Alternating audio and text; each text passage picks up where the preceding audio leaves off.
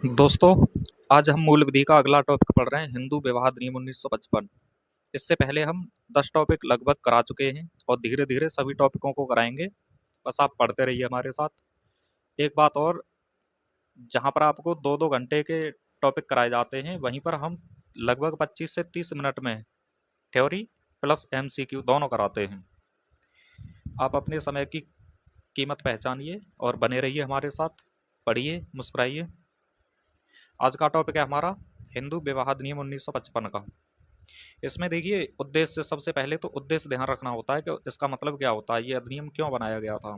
तो इस अधिनियम के द्वारा हिंदू धर्म में विवाह और विवाह विच्छेद दोनों की शर्तें बताई गई है, यानी दोनों के बारे में बताया गया है कि हिंदू धर्म में विवाह कैसे होता है और तलाक कैसे होता है। ठीक है दोस्तों, देखिए, हिंदू धर्म में तलाक शब्द का प्रयोग नहीं किया गया है, लेकिन उसकी जगह पर विवाह विच्छेद का प्रयोग किया गया है। ये ध्यान रखना है, हिंदू धर्म में विवाह विच्छेद का प्रयोग किया गया है, तलाक का नहीं किया गया है। तो इस अधिनियम में क्या है, एक तो विवाह से संबंधित और दूसरा विवाह विच्छेद से संबंधित बातें बताई गई हैं। आगे बढ़ते हैं। यह अधिनियम 18 मई 1955 को लागू हुआ था और इसमें कुल 30 धारा हैं। ये देखिए, हम इसकी धाराओं को ट्रिक से करेंगे। सभी जो मूल विधि है उसे हम ट्रिक से कराएंगे और आने वाले समय में एक पूरी मूल विधि की वीडियो बनाएंगे, पूरी मूल विधि की एक ही वीडियो। बस आप बने रहिए हमारे साथ में। अब इसमें पढ़ते हैं महत्वपूर्ण धाराएं। 30 धाराओं में से महत्वपूर्ण धाराएं पढ़ेंगे हम। देखिए, धारा 2 है अधिनियम का लागू होना। वैसे तो धारा 1 में ही होता है ज़्यादातर, लेकिन यहाँ पर धारा 2 में है अधिनियम का लागू होना। धारा 3 में परिभाषाएं हैं। अगली है धारा 5, विवाह के लिए शर्तें। तो देखिए, 2 और 3 को तो ऐसे ही ध्यान रखना, लेकिन धारा 5 को कैसे ध्यान रखना है। धारा 5 को ध्यान रखना है, जैसे 5 पंच होते हैं। 5 पंच देखा होगा आपने ग्रामीण क्षेत्रों में, जब कहीं झगड़ा वगड़ा हो जाता है तो 5 पंच मिलके शर्तें रखते हैं। ठीक है, तो 5 से 5 पंच ध्यान रखोगे, 5 पंचों की शर्तें। और धारा 7 में विवाह के लिए कर्मकांड। देखिए, कर्मकांड में क्या होता है, जैसे यानी विवाह के लिए कौन से कर्म कांड किए जाते हैं। जैसे मान लो, बारात होनी चाहिए, बैंड बाजा होना चाहिए और सप्तपदी होनी चाहिए, यानी बावरे पड़नी चाहिए, 7 सिंदूर लगाना होना चाहिए। हिंदू विवाह में ये चीज़ें आती हैं।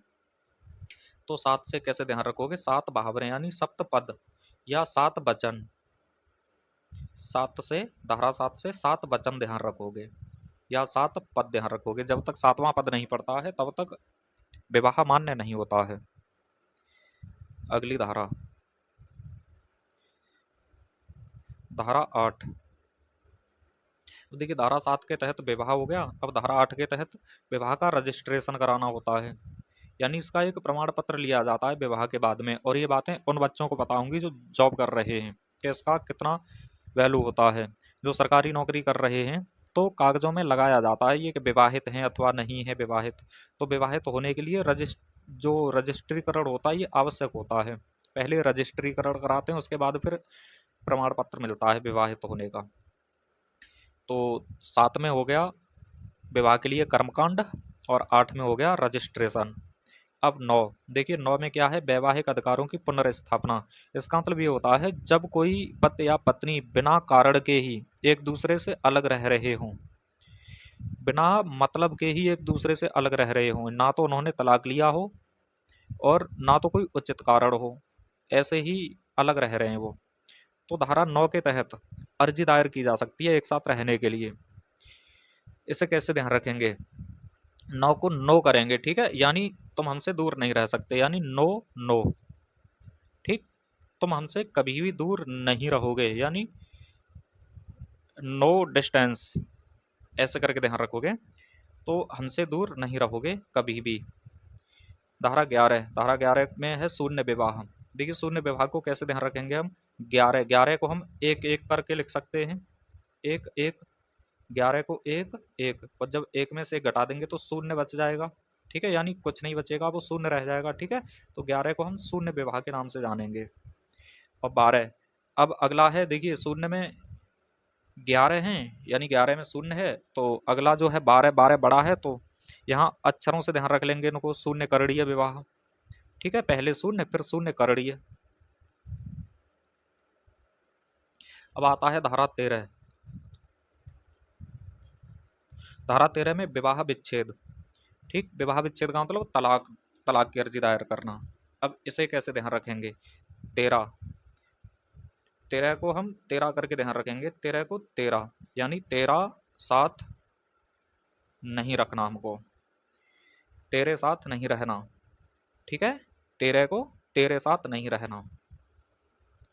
और 13 बी में आपसी सहमति से हम अलग रहेंगे, यानी 2 में 13 2 या बी, इसका मतलब दोनों आपसी सहमति से हम एक साथ नहीं रहेंगे, तेरे साथ नहीं रहना 13 को, और बी में दोनों को आपसी सहमति से नहीं रहना। अब अगला है अब धारा 17। देखिए जब इसके एमसीक्यू कराएंगे तो वहाँ पर आपको याद आएंगे ये धाराएं, ठीक है, वहाँ पर और डिटेल में कराएंगे। धारा 17 में बहुविवाह के लिए दंड। बहुविवाह, बहुविवाह का मतलब होता है जब कोई व्यक्ति एक से ज़्यादा शादियाँ करता है तो उसे बहुविवाह कहते हैं। तो 17 को हम एक साथ करके ध्यान रख सकते हैं, एक साथ यानी एक साथ कई विवाह यानी कई पत्नियों या पति को नहीं रखा जाएगा, ठीक है, एक साथ, एक साथ कई पति या पत्नियों को नहीं रख सकते। तो धारा 17 में बहुविवाह हो जाएगा, नहीं एक साथ नहीं रख सकते कई पति या पत्नियों को। अगली धारा 25। 25 में 25 को हम देखिए 25 फीस, ऐसे ध्यान आ रहा है ना इसकी, 25 फीस, 25 फीस। तो भरण पोषण यानी अगर कोई तलाक लेना चाह रहा है, अलग रहना चाह रहा है और तलाक नहीं हुआ है तब तक वो फीस के एवज में भरण पोषण की अर्जी दायर कर सकता है धारा 25 के तहत। धारा 28। 28 को ध्यान रखेंगे, अ से 28 और अ से अपील, ठीक है, अगर कोई डिक्री या आदेश से संतुष्ट नहीं होता है न्यायालय की से तो वो अ से 28 के तहत अ से अपील कर सकता है। ये हमने धाराएं याद कर ली सभी, ठीक है, एक बार फिर से हम रिपीट करते हैं धाराओं को, फिर से रिपीट करते हैं। देखिए धारा 2 अधिनियम का लागू होना और धारा 3 परिभाषाएं, ये तो पता होनी चाहिए सभी को। धारा 5 में 5 शर्तें यानी पंचों की शर्तें, 7 में 7 वचन, विवाह में वचन सप्तपद ये होते हैं ना, तो 7 वचन भी दिए जाते हैं विवाह में, कर्मकांडों में आते हैं 7 वचन। 8 में अब शादी हो गई तो रजिस्ट्रेशन भी होना चाहिए। इसके बाद 9 विवाह की पुनर्स्थापना, वैवाहिक अधिकारों की पुनर्स्थापना यानी 9 9 तुम हमसे दूर नहीं रह सकते। 11 में शून्य विवाह, एक में से गया तो शून्य बचा, अब शून्य से अगला शून्य करणीय। और तेरे साथ नहीं रहना, 13 में तेरे साथ नहीं रहना यानी अलग होना है, अलग होने के लिए तलाक करना है। और विवाह आपसी सहमति से 13 बी में। 17 में एक साथ नहीं रह पाएंगे कई लोग। और धारा 25 फीस और 28 अपील, ये हमारी धाराएं हो गई। इसके बाद में अब इन धाराओं को हम पढ़ते हैं थोड़ा डिटेल में। देखिए धारा 2 है अधिनियम का लागू होना। तो ये अधिनियम किन किन लोगों पर लागू होता है, यानी इस अधिनियम के तहत कौन कौन आते हैं और कौन कौन नहीं आते हैं, तो ये चीज़ बताई गई है इसमें। तो यह अधिनियम के तहत हिंदू, सिख, बौद्ध और जैन आते हैं, इन पर यह अधिनियम लागू होता है। लेकिन जो मुस्लिम हैं, पारसी हैं, यहूदी हैं और क्रिश्चियन हैं, इन पर यह अधिनियम लागू नहीं होता है। यानी जो हिंदू विवाह अधिनियम 1955 है, ये मुस्लिम, पारसी, मुस्लिम, पारसी, यहूदी और क्रिश्चियन पर लागू नहीं होता है, बल्कि हिंदू, सिख, बौद्ध और जैन पर लागू होता है, ठीक है। और दूसरी बात, यह अधिनियम उन पर भी लागू होता है जो किसी धर्म को छोड़ करके हिंदू धर्म में आए हैं। हिंदू धर्म का मतलब हिंदू, सिख, बौद्ध या जैन में आए हैं, उन पर भी लागू होगा, ये किसी धर्म को छोड़ करके आए इनमें। लेकिन हिंदू, सिख, बौद्ध और जैन को छोड़कर अन्य धर्म में चले गए हैं, उन पर यह लागू नहीं होता है। जैसे मान लो कोई हिंदू व्यक्ति है और वो उसने मुसलमान धर्म अपना लिया, तो उस पर ये अधिनियम लागू नहीं होगा। अगर कोई मुसलमान व्यक्ति है उसने हिंदू धर्म अपना लिया है तो उस पर यह अधिनियम लागू होगा। जैसे धर्मेंद्र ने दूसरी शादी करने के लिए हेमा मालिनी से मुस्लिम धर्म अपनाया था, अगर वो हिंदू धर्म में रहता तो दूसरी शादी नहीं कर पाता, ठीक है, ये बात ध्यान रखोगे। हिंदू धर्म में केवल एक ही विवाह मान्य है, बहुविवाह मान्य नहीं है। अगर किसी को बहुविवाह करना है तो फिर वो हिंदू धर्म को छोड़ दे। हिंदू, बौद्ध, सिख और जैन इन धर्मों को छोड़ करके अन्य सभी विवाहों में बहुविवाह मान्य हो भी सकता है, नहीं भी हो सकता है, लेकिन मुस्लिम विवाह में एक साथ में 4 शादियाँ कर सकते हैं। अगर पाँचवीं शादी करनी है यानी पाँचवीं बीवी रखनी है तो एक को तलाक देना होगा। कुल मिलाकर एक बार में 4 पत्नी रख सकते हैं मुस्लिम धर्म में। अब आते हैं धारा 3 में। धारा 3 में बताई गई हैं परिभाषाएँ। तो पहली परिभाषा है रूढ़ि और प्रथा, यानी ये रूढ़ि और प्रथा क्या होता है? तो लंबे समय से चले आ रहे कर्मकांड, ये रूढ़ि और प्रथा कहलाते हैं। यानी काफ़ी समय पहले से जो प्रथाएं चली आ रही हैं हमारी, वही रूढ़ि या प्रथा कहलाती हैं, लेकिन वह कानून के विरुद्ध नहीं होनी चाहिए। यानी कोई ऐसी प्रथा नहीं होनी चाहिए जिससे कानून का हनन होता हो। अगर ऐसा कोई प्रथा है तो उसे समाप्त किया जाएगा। जैसे मान लीजिए पहले सती प्रथा थी, सती प्रथा वो कानून के विरुद्ध थी, उसे समाप्त कर दिया गया। अगर मान लो इस विवाह में कोई ऐसी प्रथा हो जैसे बलि वगैरह की, कि बलि देनी होगी तभी विवाह मान्य होगा, तो अगर ऐसी प्रथा होगी कहीं पर तो उसे समाप्त कर दिया जाएगा। ठीक है, ये चीज ध्यान रखनी है इसमें। अगली परिभाषा है सपिंड नातेदारी। सपिंड नातेदारी, तो सपिंड नातेदारी का मतलब ये होता है पिता की तरफ से 5 पीढ़ी ऊपर की तरफ और माता की तरफ से 3 पीढ़ी ऊपर की तरफ। यानी माता की तरफ से मान लीजिए नाना, फिर उनके नाना, फिर उनके नाना, इस तरीके से। और पिता की तरफ से मान लीजिए बाबा, फिर उनके पिता, फिर उनके पिता, फिर उनके पिता, इस तरीके से। यानी ऐसे चलना है इसमें। ठीक है, पिता की तरफ से 5 पीढ़ी और माता की तरफ से 3 पीढ़ी, इसे बोलते हैं हम सपिंड नातेदारी। अगला है प्रत्यसिद्ध नातेदारी। प्रत्यसिद्ध का मतलब जो जिसमें हम शादियां नहीं कर सकते हैं वो प्रत्यसिद्ध या प्रतिषेध नातेदारी कहलाती हैं। इसमें आते हैं जैसे भाई बहन, भांजी, बुआ, फूफा, इस तरह के लोग आते हैं। यानी ऐसे रिश्ते जिनमें हिंदू धर्म में शादी नहीं हो सकती वो प्रतिषेध नातेदारी में आते हैं। अगली परिभाषा है बहुविवाह। बहुविवाह का मतलब होता है पति या पत्नी के जीवन काल में अन्य विवाह हो जाना, वो बहुविवाह कहलाता है। यानी अगर तलाक नहीं दिया है, विवाह विच्छेद नहीं हुआ है और उसमें कोई व्यक्ति पति या पत्नी उसके जीवित रहते हुए भी दूसरा विवाह कर लेता है तो उसे बहुविवाह कहते हैं। अब आती है धारा 5। धारा 5 में है विवाह के लिए शर्तें। ठीक है, यानी इसमें विवाह के लिए कौन सी शर्तें होना आवश्यक हैं तभी वो विवाह माना जाएगा, अन्यथा विवाह मान्य नहीं होगा। ये शर्तें होना बहुत आवश्यक होती हैं। तो इसमें विवाह के लिए शर्तें निम्न है ये। देखिए पहली बात तो यह है कि यह विवाह हिंदुओं के बीच होगा, अर्थात हिंदू, जैन, बौद्ध और सिख, जिन पर हिंदू लॉ लागू होता है उसे हम हिंदू में ही काउंट करते हैं। इन तीनों पर भी हिंदू लॉ लागू होता है। ठीक है, इसलिए ये हिंदू में ही आते हैं, जैन, बौद्ध और सिख। दूसरा, विवाह के समय पहला पति या पत्नी जीवित ना हो या फिर उनका विवाह विच्छेद ना हुआ हो। ठीक है, ये शर्तों में आता है।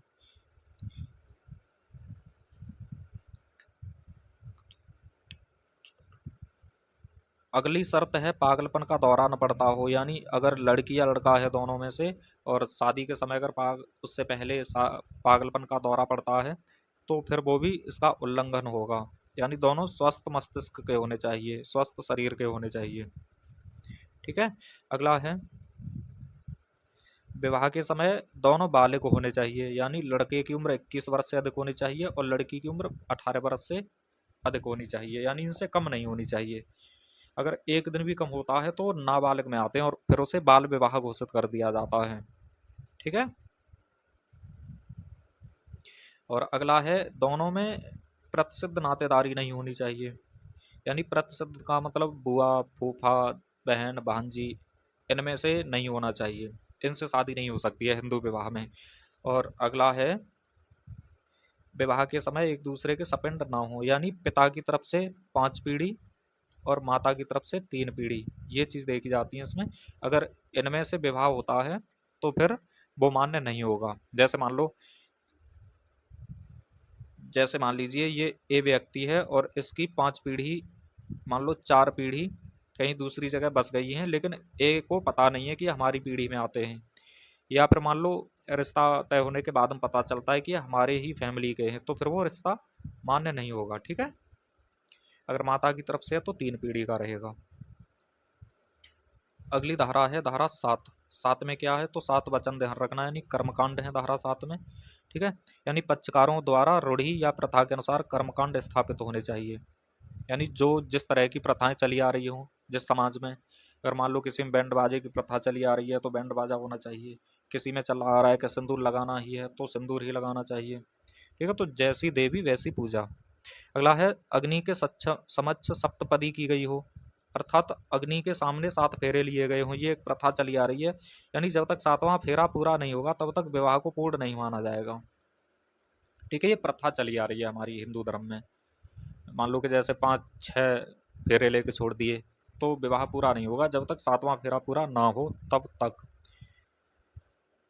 तो जिस तरह की प्रथाएं हैं जिस समाज में, जैसे मान लो आदिवासी लोग होते हैं हिंदुओं में, उनकी कुछ अलग प्रथाएं हैं। जरूरी नहीं है कि वहाँ पर बैंड बाजे हों या ये फेरे वेरे हों, तो वहाँ पर कुछ और होगा उनका सिस्टम। तो जैसी देवी वैसी पूजा के हिसाब से यहाँ पर होता है। ठीक है, अगली धारा है हमारी धारा 8। धारा 8 में आता है रजिस्ट्रीकरण विवाह का।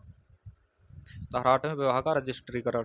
तो विवाहित व्यक्ति अपने विवाह के बाद में, ठीक है, विवाह के बाद में रजिस्ट्रीकरण करके विवाह का प्रमाण पत्र प्राप्त कर सकता है। इसका फायदा ये होता है कि उससे यह साबित हो जाएगा कि ये जो व्यक्ति है विवाहित है। ठीक है, और ये जो प्रमाण पत्र होता है ये सरकारी व्यक्तियों को बहुत ही ज़्यादा इंपॉर्टेंट होता है, ये लगाना पड़ता है फाइल में कि मैरिड है कि अनमैरिड है, ये सभी को पता होगा। ठीक है, जब फॉर्म भरते हैं तब भी वहाँ पर एक ऑप्शन आता है, are you married and not married.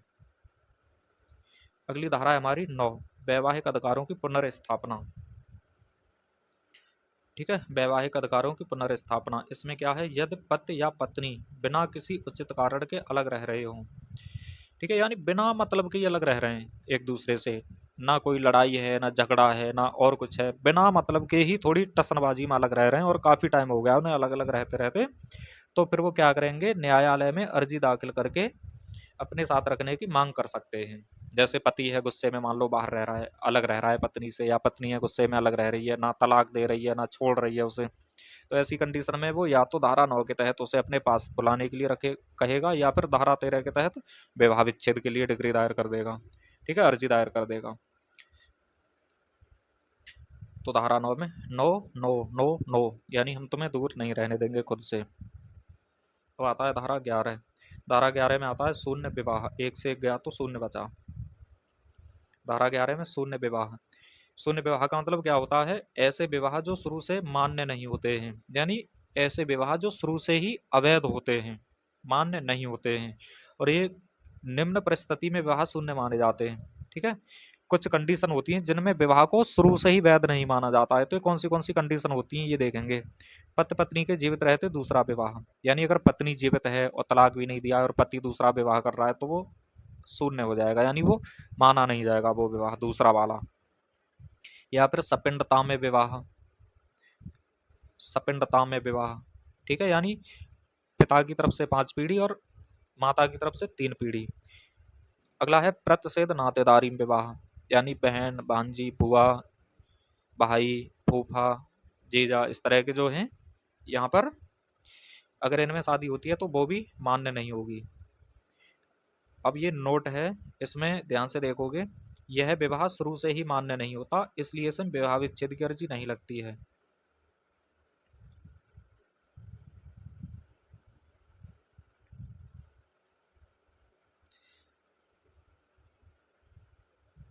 ये ध्यान दोगे नोट।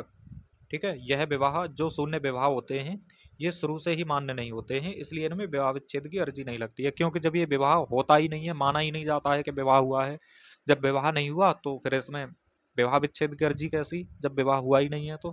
ठीक है, अगली धारा शून्य करणीय विवाह। धारा 12 शून्य करणीय। शून्य करणीय विवाह शुरू में मान्य होते हैं लेकिन बाद में न्यायालय के द्वारा इन्हें शून्य किया जाता है।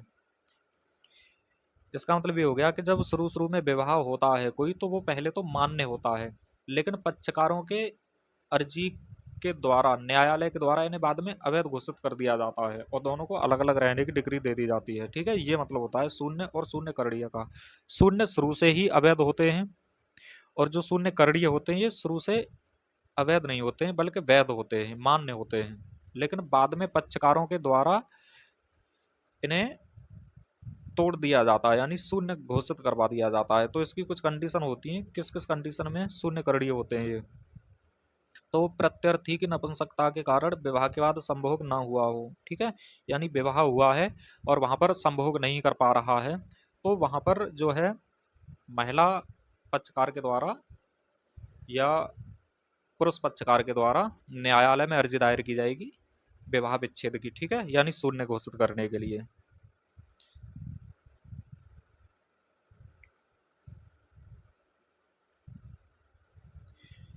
दूसरा है वो बाल विवाह हो, जैसे मान लो लड़का की उम्र 21 से कम है, लड़की की उम्र 18 साल से कम है, तो वो शून्य करणीय में आएगा, शून्य विवाह में नहीं आता है वो, यानी शुरू से मान्य होता है बाल विवाह, लेकिन बाद में मैंने बाल विवाह कराया है, एक बार उसकी वीडियो देख लें।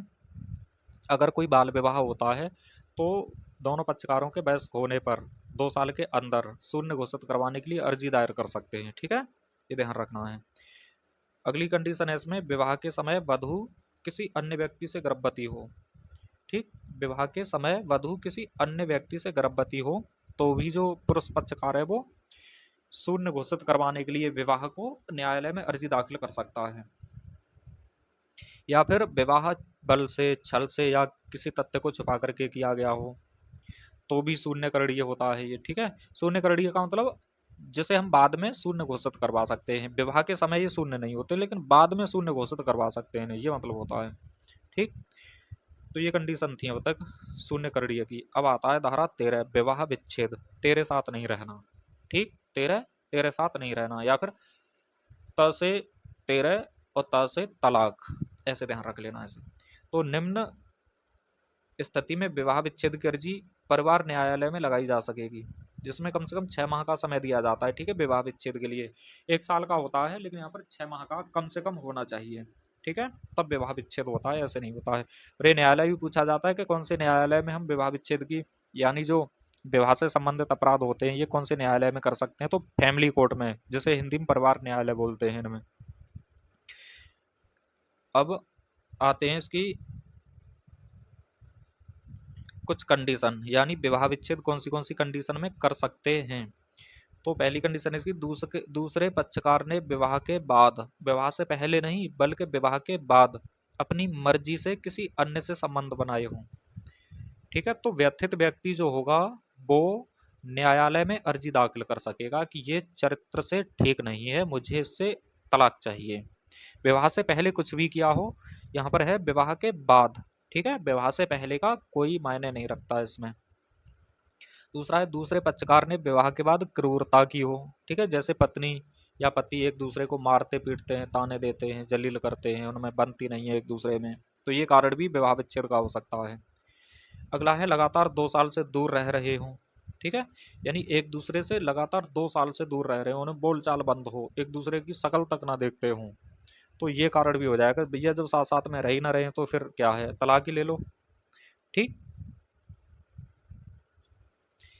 तो ये कारण भी होता है। और अगला कारण है, असाध्य रूप से विकृत चित्त रहा हो, यानी किसी ऐसी बीमारी से ग्रसित हो जो ठीक नहीं हो सकती है,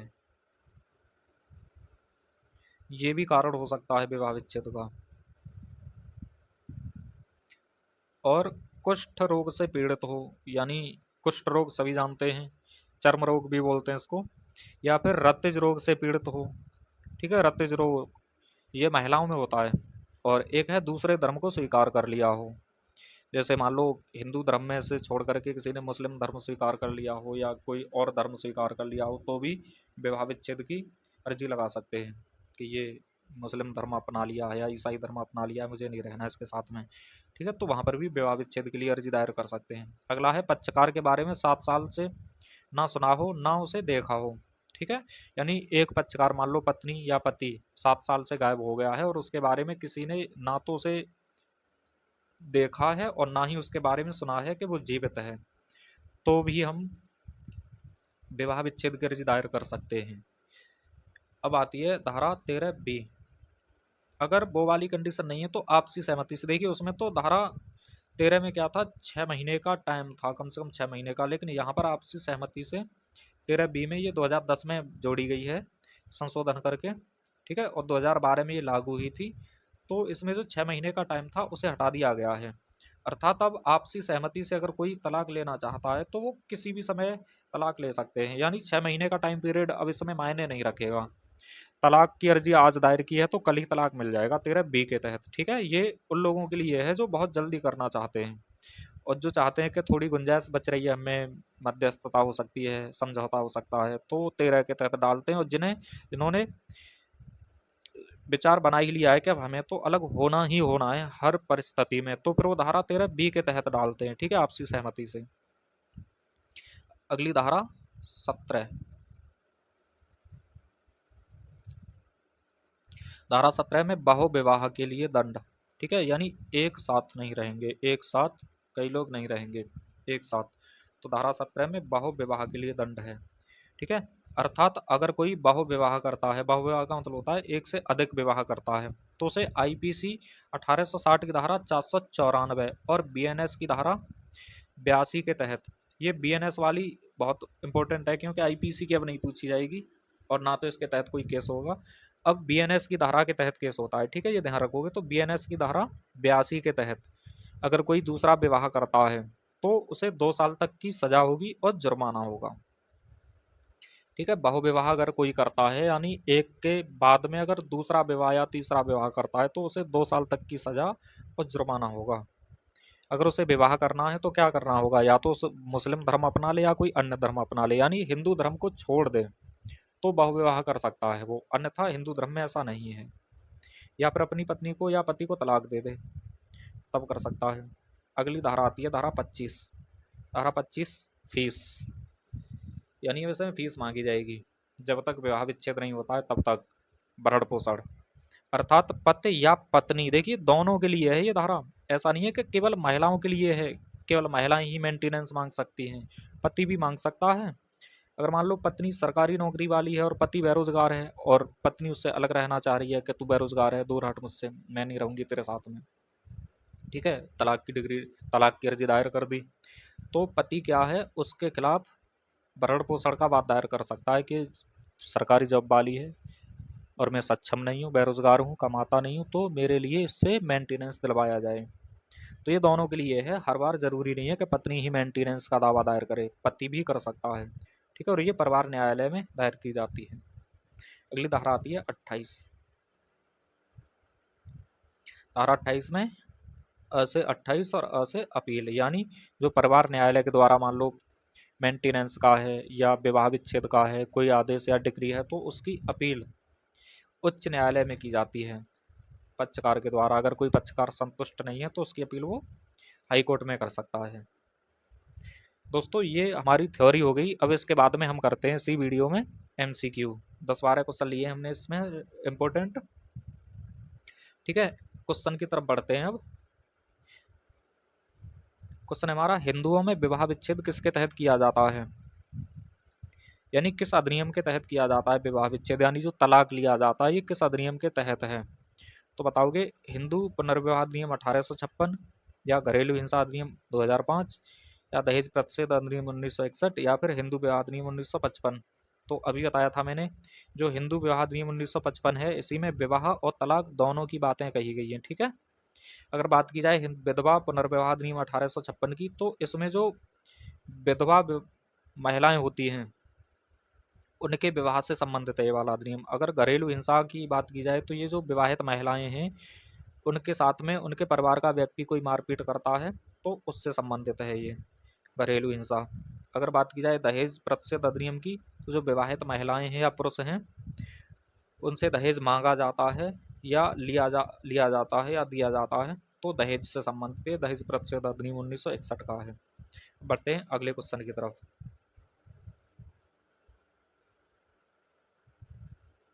क्वेश्चन है हमारा, अगर पति या पत्नी में से कोई बिना तलाक लिए या उसके जीवन काल में दूसरा विवाह करता है तो वह विवाह कैसा माना जाएगा। ठीक, पति या पत्नी के जीवन काल में या बिना तलाक लिए कोई दूसरा विवाह करता है तो वो विवाह कैसा होगा, शून्य होगा, शून्य करणीय होगा, या वैध होगा, या इनमें से कोई नहीं। तो पति या पत्नी के जीवन काल में कोई दूसरा विवाह करता है तो ऐसा विवाह शुरू से ही शून्य होता है। ठीक है, ये कंडीशन है इसकी, एक बताई थी हमने, कौन सी धारा में बताई थी, तो धारा 11 के तहत 0 और धारा 12 के तहत 0 करड़ी। ठीक, ये ध्यान रखोगे, धारा 11 के तहत ये 0 होता है। अगला क्वेश्चन है विवाह से संबंधित अपराध। बीएनएस की धारा कौन सी धाराओं में है? बीएनएस 2023 की किन धाराओं में है विवाह से संबंधित अपराध? ये पूरे के पूरे अपराध लिए गए हैं, तो कितने से कितनी तक की धाराओं में है? तो बताओगे 63 से 73 या 74 से 79 या 80 से 87 या 88 से 92। तो इसका सही आंसर हो जाएगा 80 से 87। ठीक है, क्योंकि हमने धारा 82 में बताया था कोई दूसरा विवाह करता है तो 2 साल के लिए उसे सजा होगी और जुर्माना होगा। ठीक है, अगर अन्य ऑप्शन की बात करें तो यहाँ पर आते हैं 63 से 73 तक यौन अपराध। ठीक, यौन अपराध, और इसमें आते हैं आपराधिक बल और हमला, महिलाओं के प्रति आपराधिक बल और हमला। ठीक है, आपराधिक बल और हमला, इसमें ये आ गए, और 88 से 92 तक आता है गर्भ से संबंधित अपराध। ठीक है, ये ध्यान रखोगे इनको। 63 में यौन अपराध, 74 से और ये 79 तक आपराधिक बल और हमला, और ये वाले 80 से 87 क्या हो जाएगा विवाह से संबंधित अपराध, और ये 88 से 92 गर्भ से संबंधित अपराध। ठीक है, अगले क्वेश्चन की तरफ आते हैं अब हम। सपिंड नातेदारी से संबंधित सही कथन क्या है? सपिंड नातेदारी, तो यहाँ पर बताओगे कौन सा कथन सही है इसका? पिता की तरफ से 3 पीढ़ी ऊपर, माता की तरफ से 5 पीढ़ी ऊपर, या ए बी दोनों सही है, या फिर इनमें से कोई सही नहीं है? तो इसका सही आंसर हो जाएगा इनमें से कोई नहीं, क्योंकि देखिए ये पिता की तरफ से 3 पीढ़ी नहीं बल्कि 5 पीढ़ी होना चाहिए, और माता की तरफ से 5 पीढ़ी नहीं बल्कि 3 पीढ़ी होना चाहिए। ठीक है, इसलिए ये वाला आंसर इसका सही हो जाएगा। अगला क्वेश्चन है अब, भरण पोषण किस धारा के तहत मांग सकते हैं? यानी जो मेंटेनेंस होता है वो किस धारा के तहत दायर कर सकते हैं? धारा 7, धारा 9, 13 या 25? तो इसका सही आंसर क्या हो जाएगा? सही आंसर हो जाएगा इसका 25 7 में क्या आ जाएगा? कर्मकांड, यानी सप्तपदी कर्मकांड। ठीक है, धारा 9 में क्या आ जाएगा? एक साथ रहने के लिए, एक साथ रहने के लिए। ठीक है, अर्जी दायर कर सकते हैं। धारा 13 में तलाक के लिए, और धारा 25 ये हो गया इसका। अगला क्वेश्चन है हमारा, विवाह विच्छेद की अर्जी किस न्यायालय में दायर की जाती है? यानी जो तलाक की अर्जी है ये हम किस न्यायालय में दायर कर सकते हैं? तो जिला न्यायालय, उच्च न्यायालय, परिवार न्यायालय या फिर सत्र न्यायालय? तो दोस्तों इसका सही आंसर हो जाएगा हमारा फैमिली कोर्ट, यानी परिवार न्यायालय। ठीक है, विवाह से संबंधित जितने भी विवाद होते हैं वो सभी फैमिली कोर्ट में जाते हैं, यानी परिवार न्यायालय में जाते हैं। उच्च न्यायालय में केवल अपील होती है इसकी, सीधे नहीं जा सकते हैं। अगला क्वेश्चन है, अगर कोई बहुविवाह करता है तो उसे कितनी सजा का प्रावधान है बहुविवाह करने पर? ठीक है, यानी एक से अधिक विवाह करता है तो बताओगे 5 साल, 2 साल, 7 साल या 2 साल से अधिक? तो इसका सही आंसर क्या हो जाएगा? 2 साल तक। ठीक है, कौन सी धारा है? तो धारा 17। ठीक है, धारा 17 में 2 साल तक हो जाएगा, यानी एक साथ नहीं रह सकते, यानी कई लोग एक साथ नहीं रह सकते हैं। धारा 17 में 2 साल तक सजा और जुर्माना ये होता है। और कौन सी धारा में बहुविवाह है आईपीसी की या बीएनएस की? तो धारा 82 में, ये भी ध्यान रखोगे, धारा 82 में बीएनएस की में। और आईपीसी की बात करें तो आईपीसी की धारा 494 में है। ठीक है, बहुविवाह। अगला क्वेश्चन है हमारा, क्वेश्चन है असाधारण मामलों में किस धारा के तहत, असाधारण मामलों में किस धारा के तहत धारा 13 को खारिज किया जा सकता है? यानी चुनौती दी जा सकती है धारा 13 को, किस धारा के तहत? तो इसका सही आंसर हो जाएगा धारा 9। ठीक है, क्योंकि इसमें एक साथ रहने के लिए अर्जी दायर की जाती है और धारा 13 में अलग रहने के लिए अर्जी दायर की जाती है, इसलिए धारा 9 इसका सही आंसर हो जाएगा। अगर अन्य ऑप्शन की बात करें तो धारा 7 में सप्तपदी यानी कर्मकांड है, धारा 9 में एक साथ रहने के लिए है, और धारा 11 में शून्य विवाह का शून्य होना। ठीक है, तो इसका सही आंसर क्या हो जाएगा? धारा 9। अगले क्वेश्चन की तरफ बढ़ते हैं अब हम। क्वेश्चन है हमारा, शून्य विवाह का अर्थ क्या होता है? शून्य विवाह का अर्थ क्या होता है? तो ये शुरू से अमान्य विवाह होता है, या शुरू से मान्य होता है लेकिन बाद में अमान्य होता है, या शुरू से अंत तक मान्य रहता है, या इनमें से कोई नहीं? तो इसका सही आंसर हो जाएगा शून्य का, शुरू से ही ये अमान्य विवाह होता है। ठीक है, शुरू से ही ये वैध नहीं होता है। और कौन सी धारा में आता है ये? तो शून्य विवाह आता है हमारा धारा 11 में। ठीक है, धारा 11 में, और ये वाला शुरू से मान्य है लेकिन बाद में अमान्य है, तो ये धारा 12 में, यानी शून्य करणीय विवाह आता है ये। अगले क्वेश्चन की तरफ आते हैं अब हम। धारा 10, क्वेश्चन 10 में है, परिवार न्यायालय द्वारा दी गई डिक्री या आदेश की अपील कहाँ की जा सकेगी। ठीक है, क्वेश्चन है ये, परिवार न्यायालय द्वारा दी गई डिक्री या आदेश की अपील कहाँ की जा सकेगी। जिला न्यायालय में, सत्र न्यायालय में, उच्च न्यायालय में या फिर सर्वोच्च न्यायालय में। तो जो अपील की जाएगी वो हमेशा उच्च न्यायालय में की जाएगी। ठीक है, जो अर्जी दायर की जाएगी वो फैमिली कोर्ट में की जाती है। ठीक, और जो अपील की जाती है वो उच्च न्यायालय में की जाती है। कौन सी धारा के तहत, तो धारा ध्यान रखोगे, धारा 28 के तहत अपील। अगला क्वेश्चन है हमारा, किस तरह के विवाह में विवाह विच्छेद नहीं होता है। यानी कौन सा विवाह है जिसमें हम विवाह विच्छेद नहीं कर सकते हैं, यानी तलाक नहीं ले सकते हैं। अपनी मर्जी से किया गया विवाह, यानी जो लव मैरिज होती है उसमें, या फिर शून्य विवाह में, या शून्य करणीय विवाह में, या फिर बाल विवाह में। तो इसका सही आंसर क्या हो जाएगा दोस्तों, लव मैरिज। अरे ये नहीं होगा, शून्य विवाह हो जाएगा। ठीक है, जो लव मैरिज होती हैं वो भी फेल होती हैं, उनमें भी खूब तलाक होते हैं। ठीक है, तो इसका सही आंसर शून्य विवाह हो जाएगा। ठीक, हाँ जो सोच रहे हो वो नहीं है यहाँ पर। शून्य विवाह धारा 11 में, शून्य करणीय विवाह धारा 12 में, और ये बाल विवाह अधिनियम एक अलग है, और ये तो खैर एक अलग ही मसौदा है इसका। ठीक है, यहाँ तो पूछिए ही मत, अपनी मर्जी से किया गया विवाह ये क्या क्या कांड करवा रहा है आजकल, सभी को पता है। अगला क्वेश्चन है हमारा, आपसी सहमति से विवाह विच्छेद किस धारा के तहत किया जाता है। आपसी सहमति से विवाह विच्छेद किस धारा के तहत किया जाता है। मान लो जो कोर्ट मैरिज की है जिन्होंने, और आपस में अब नहीं बन रही है उनकी, लेकिन तलाक लेना चाह रहे हैं, तो किस धारा के तहत ले सकते हैं। तो धारा 13, सॉरी ये 13B है, यहाँ पर सही कर लेना इसको। ठीक है, 13B, 13B के तहत।